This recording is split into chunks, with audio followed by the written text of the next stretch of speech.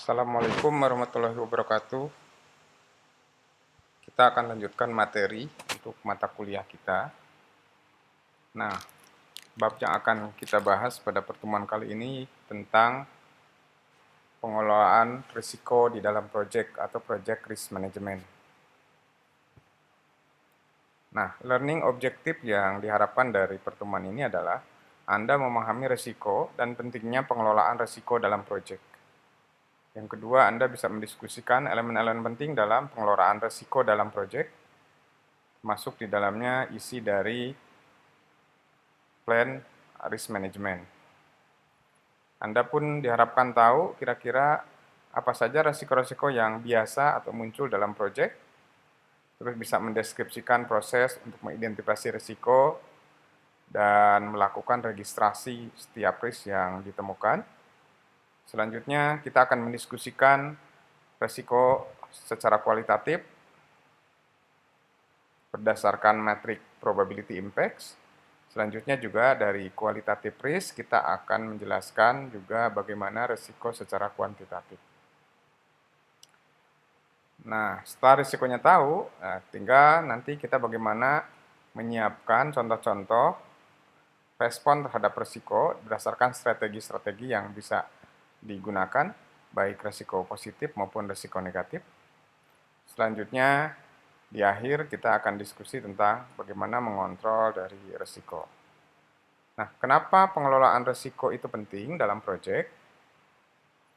Jadi gambarannya seperti ini. Jadi pengelolaan risiko di dalam proyek itu seperti seni dan ilmu untuk mengidentifikasi, menganalisis, dan merespon risiko terhadap proses proyek supaya akan ketemu tujuan atau objektif dari proyek dengan mengelola risiko secara baik. Pengelolaan risiko itu sering digunakan dalam proyek. Karena apa? Karena itu akan membantu untuk meningkatkan keberhasilan proyek, terutama dalam membantu bagaimana memilih proyek, menentukan scope, dan membangun atau menyiapkan atau mengestimasi yang realistis dalam proyek. Nah, risiko secara konotasi umumnya dinamakan sebagai sesuatu yang negatif. Maka orang sering disebut sebagai risk negatif gitu. Nah, dalam kamus didefinisikan sebagai bahwa risiko itu adalah kemungkinan untuk kalah, kemungkinan untuk gagal. Segala sesuatu atau possibility, risiko itu ya, kemungkinan untuk, kenapa kemungkinan atau probability? Karena risiko itu sesuatu yang uncertainty atau sesuatu yang belum pasti begitu ya. Tapi kemungkinannya itu gagal atau loss atau celaka begitu ya. Itu dibagikan sebagai negative risk. Jadi negative risk itu melibatkan pemahaman tentang potensi-potensi masalah yang mungkin muncul dalam proyek. Dan bagaimana risiko-risiko ini akan mempengaruhi keberhasilan proyek.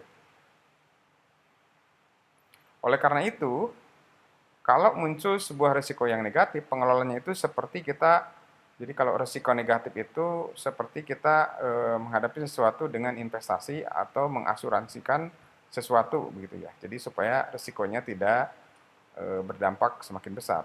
Artinya ada cost di sana. Ada investasi di sana untuk risiko-risiko negatif. Tetapi yang perlu dipahami adalah risiko juga bisa positif. Jadi positive risk adalah risiko-risiko yang menghasilkan sesuatu yang bagus. Kadang-kadang dinamakan dengan opportunity atau peluang. Gitu. Jadi bagi sebagian orang, risiko juga itu adalah peluang untuk menjadi atau menghasilkan sesuatu yang lebih baik. Oleh karena itu, berdasarkan definisi ini, negative risk atau risiko yang bisa menjadi positif, maka secara umum definisi dari project risk adalah ketidakpastian, uncertainty, that can have a negative or positive effect, yang dapat menimbulkan dampak positif atau negatif terhadap tercapainya tujuan dari proyek. Ini definisi secara umum ya. Jadi risiko dalam proyek itu adalah sebuah ketidakpastian. Bisa negatif, bisa positif, dan berpengaruh pada tercapainya tujuan dari proyek. Oleh karena itu, maka tujuan dari pengelolaan risiko dalam proyek adalah meminimalkan potensi negatif dan memaksimumkan potensi risiko positifnya. Jadi ini sangat berkaitan antara definisi dan tujuan dari pengelolaan risiko dalam proyek.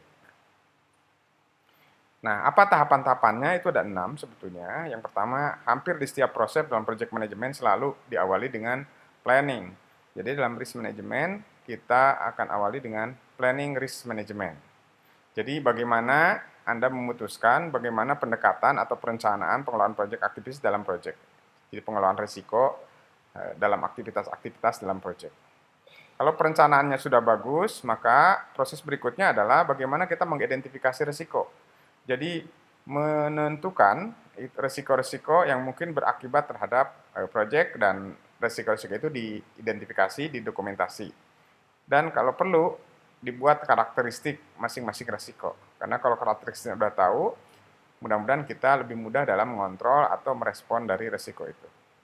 Selanjutnya, kalau risiko-risiko itu ada diidentifikasi, misalnya ada 1, 2, 3, 10, 20, dan seterusnya, maka kita coba dekati risiko-risiko itu dengan kita melakukan namanya qualitative risk analysis, performing qualitative risk analysis. Jadi isinya kira-kira gini, mengelompokkan risiko-risiko yang telah kita identifikasi berdasarkan kesering terjadinya atau impact terhadap project. Jadi dianalisis kualitatif analisisnya itu seperti itu. Jadi, oh risiko ini sering nggak? Yang kedua, risiko ini impact-nya besar atau kecil? Kira-kira seperti itu. Jadi nanti kita dekati dengan pendekatan kualitatif. Jadi kualitatif itu bukan angka, bisa jadi kita menggunakan rendah, sedang, atau tinggi. Gitu. Sering nggak? Kalau sering sekali, tinggi misalnya. Oh kalau biasa-biasa saja sedang, ya kita bikin sedang, atau tidak sering muncul, misalnya kita buat sebagai rendah. Begitupun dari impact-nya. Jadi kira-kira itu melakukan qualitative analysis, ya, risk analysis. Selanjutnya adalah quantitative risk analysis. Jadi setelah kita lihat risiko dari sisi kualitatif, maka selanjutnya kita bagaimana mendekati risk ini dengan cara kuantitatif. Yang digunakan adalah estimasi numerikal yang berefek terhadap tujuan proyek. Jadi dari risiko-risiko yang muncul secara kualitatif itu kita konversi ke dalam angka, dan yang ujung-ujungnya kita hitung kira-kira akan mengakibatkan kerugian seberapa besar. Udah numerical estimating, artinya udah angka-angka di sini, sehingga dinamakan dengan quantitative risk analysis. Nah, kalau risikonya udah tahu, baik dari identifikasi, kualitatif, dan kuantitatif, selanjutnya, dalam project management, maka kita harus melaksanakan atau melakukan perencanaan risk response-nya. Jadi bagaimana kalau kita udah tahu risikonya, dampaknya seperti apa, besar atau kecil, kira-kira akan menimbulkan kerugian berapa, maka kita mulai menyiapkan respon terhadap risk yang muncul. Jadi nanti kita akan diskusi kira-kira respon apa sih yang pas terhadap risiko-risiko yang muncul yang kita dapatkan dari proses-proses sebelumnya. Selanjutnya setelah respon ya tentu risiko ini harus dikontrol gitu ya. Jadi terus-menerus siklusnya seperti itu, dikontrol kira-kira mengganggu nggak secara umum terhadap proyek dan lain-lain, apa yang harus dilakukan dan seterusnya, termasuk juga mengevaluasi strategi yang kita lakukan dalam proses risk response planning itu pas nggak sih respon yang kita gunakan gitu di tahap sebelumnya. Jadi poin-poin penting dalam project risk management process ada 6 tahap. Nah ini adalah planning risk managementnya. Apa isinya? Ya isinya perencanaan. Gitu ya. Jadi dokumen yang isinya adalah prosedur bagaimana mengelola risiko dalam sebuah project. Nah setiap anggota tim tentu harus mereview dokumen ini dan paham jadi terhadap risiko-risiko yang muncul, dan ini juga disonding juga terhadap project sponsor ya. Kira-kira seperti itu. Nah, kalau secara umum ya, secara garis besar risiko itu dibagi menjadi beberapa klasifikasi yang makan dengan market risk, financial risk, technology risk, people risk, structure risk. Jadi lihat dari pasar, dari sisi keuangan, dari sisi teknologi, dari sisi orang, maupun dari struktur atau proses yang kita lakukan. Nah, supaya lebih mudah, maka lakukan seperti kalau dulu kita waktu mendefinisikan sebuah skop pekerjaan, kita melakukan yang namanya WBS ya. Risiko juga sama lah, kita gunakan risk breakdown structure gitu ya. Jadi isinya hierarki potensial risk berdasarkan kategori-kategori atau klasifikasi yang ada di dalam project. Oleh karena itu, di sini dijelaskan, ini similar to work breakdown structure, tapi digunakan dalam mengkategorikan sebuah risiko. Ini contohnya ya. Jadi kalau kita punya sebuah IT project, kita dekati resiko berdasarkan dari sisi bisnis, technical, organisasi, atau project manajemennya gitu. Dari sisi bisnis kita lihat, oh mungkin kompetitornya, supplier, dan seterusnya, technical, hardware, software, network, dan seterusnya ya. Jadi dibuat breakdown seperti inilah. Jadi risk breakdown structure namanya. Ini beberapa contoh potensial risk negatif yang umum yang ada dalam IT project ya, dari sisi integrasi, dari sisi scope misalnya. Itu contoh kondisi resikonya bisa Anda baca seperti itu. Misalnya dari scope adalah sangat minim sekali definisi tentang scope gitu ya. Definisi tidak komplit. Dalam integrasi misalnya perencanaan tidak cukup bagus gitu ya. Resource pengalokasiannya kurang tepat dan seterusnya. Ini contoh-contoh potensial negatif dalam sebuah proyek ya. Nah, tahap yang kedua adalah mengidentifikasi risiko. Jadi, mengidentifikasi risiko dalam proses adalah memahami potensi yang mungkin muncul dalam proyek-proyek yang kita lakukan. Nah, bagaimana mengidentifikasi? Banyak cara gitu ya, mengidentifikasi kira-kira proyek ini akan risikonya seperti apa sih? Anda bisa lakukan beberapa cara. Cara yang pertama adalah dilakukan brainstorming ya. Bertukar pikiran dengan siapa Anda berdiskusi gitu ya. Ada juga bisa dilakukan dengan DLP teknik. DLP teknik ini kita mendatangkan expert judgment gitu ya. Jadi orang yang ahli terhadap proyek-proyek ini diminta pendapat kira-kira resikonya apa sih gitu ya. Bisa juga kita melakukan interview atau melakukan SWOT analisis terhadap proyek yang kita lakukan ya. Jadi ini beberapa penjelasan yang tadi saya sampaikan, brainstorming, ada DLP teknik, kita menggunakan expert secara panel, kita undang untuk menganalisis proyek kita. Orang-orang berpengalaman ini akan bercerita kira-kira resikonya seperti apa kalau proyeknya seperti ini gitu. Interview juga sama, bisa face to face, bisa lewat telepon, bisa lewat email. Kira-kira seperti itu. Jadi Anda bisa melakukan interview terhadap orang yang berpengalaman melakukan proyek yang similar, hampir mirip lah. SWOT analisis juga bisa digunakan untuk mendapatkan identifikasi dari risiko. Lalu risiko itu ya diregister lah, dicatat gitu ya. Kapan munculnya, sering atau tidak, berapa kali dan seterusnya. Ini penting begitu ya. Untuk apa? Ya untuk proses berikutnya. Melakukan kualitatif risk analysis gitu ya. Jadi seperti disampaikan, secara kualitatif dilihat seberapa sering dia dan seberapa besar impact-nya terhadap project. Nah, ini yang digunakan matrik namanya probability impact metric. Jadi ini ada dua dimensi, saya akan kasih gambaran seperti ini, lebih mudah. Jadi sumbu vertikal itu probability. Jadi kalau sering muncul, resiko ini high. Kalau medium, ya sedang lah, low. Kalau jarang muncul, kita low. Nah, kita lihat juga di sumbu mendatar terhadap impact-nya. Gitu. Kalau resiko ini berimpact besar terhadap project, high. Kalau sedang aja, medium. Kalau low, rendah lah. Jadi, resiko-resiko ini, contoh di sini ada resiko sampai 12 ya. Dari identifikasi risk tadi, coba petakan dia berada pada kuadran mana begitu ya.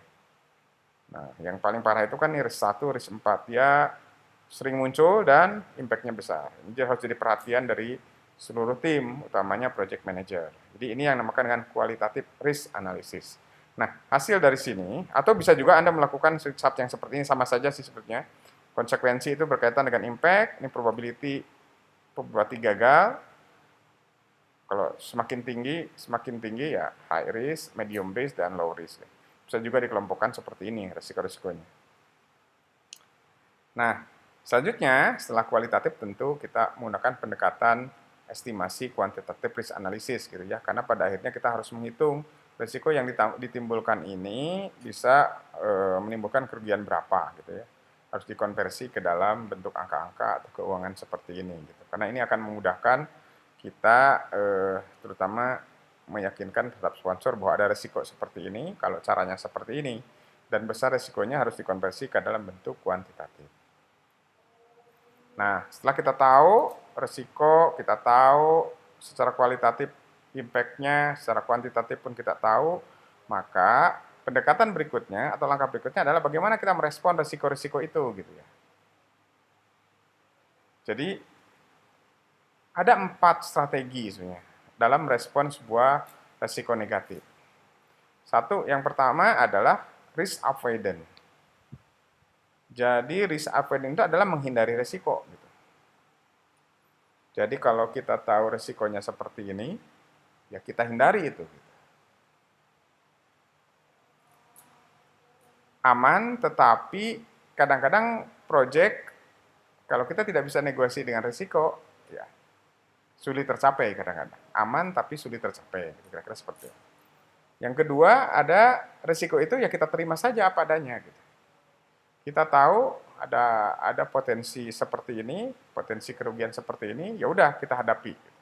Diterima saja resikonya. Yang ketiga, ada yang namakan dengan risiko transfer. Jadi resikonya itu dipindahkan gitu. Misalnya kalau proyek kita ada kemungkinan gagal gitu ya. Maka resiko gagalnya itu kita asuransikan, ditransfer resikonya ke perusahaan-perusahaan insurance. Agak tercover, tetapi ya kita harus berinvestasi lebih di sini, ada uang yang keluar. Nah, yang keempat adalah risk mitigation.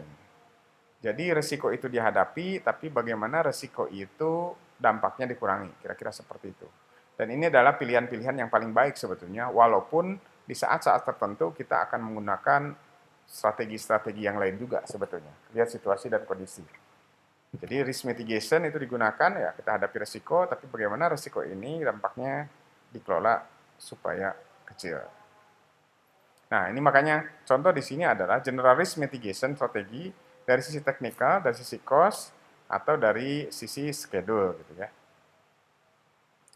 Jadi misalnya dari sisi teknikal, bagaimana supaya risiko itu muncul ya, kita harus tekankan ke tim support dan menghilangkan stand-alone project structure. Dari sisi cost mungkin, supaya tidak underrun atau over budget, maka lakukan atau tingkatkan frekuensi monitoring terhadap project.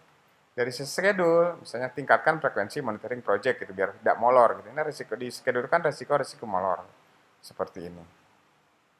Selanjutnya dari teknikal bisa jadi tingkatkan otoritas dari project manager, dari cost risk ya. Anda gunakan WBS dan critical path method supaya waktunya agak efisien. Jadi ini beberapa contoh mitigasi yang bisa dilakukan terhadap risiko-risiko baik dari sisi teknikal, sisi cost dan schedule, kira-kira seperti itu. Ini resiko strategi mitigasinya yang bisa dilakukan. Nah, yang terakhir tentu adalah bagaimana risiko itu dikontrol. Jadi kira-kira apa yang dilakukan itu adalah untuk menemukan awareness atau kesadaran dari setiap anggota bahwa proyek ini harus berjalan dengan baik. Oleh karena itu, luaran utama dari risk control atau monitor kontrol risiko itu adalah yang Anda lihat dari work performance information. Jadi kita mendapatkan informasi dari kinerja pekerjaan, bagus atau tidak gitu. Kalau tidak, pasti ada masalah, mungkin ada risiko apa gitu. Atau permintaan-permintaan yang berubah gitu ya. Selanjutnya ada update terhadap perencanaan pengelolaan proyek misalnya dokumen, organisasi dan seterusnya gitu. Jadi Anda bisa mengontrol dari hal-hal seperti ini gitu dari kontrol risiko itu. Jadi kira-kira seperti itu di project risk management. Jadi harus di-highlight sebagai project summary atau chapter summary dari bab ini adalah di project risk management adalah seni ilmu untuk mengidentifikasi, menganalisis dan merespon risiko dalam siklus project supaya kita mendapatkan jalan terbaik gitu supaya tujuan project itu bisa tercapai. Ini 6 tahap dalam project risk management, mulai dari perencanaan, identifikasi, kualitatif risk analysis, kuantitatif risk analysis, perencanaan risk response, dan kontrol risk. Barangkali itu saja yang bisa disampaikan.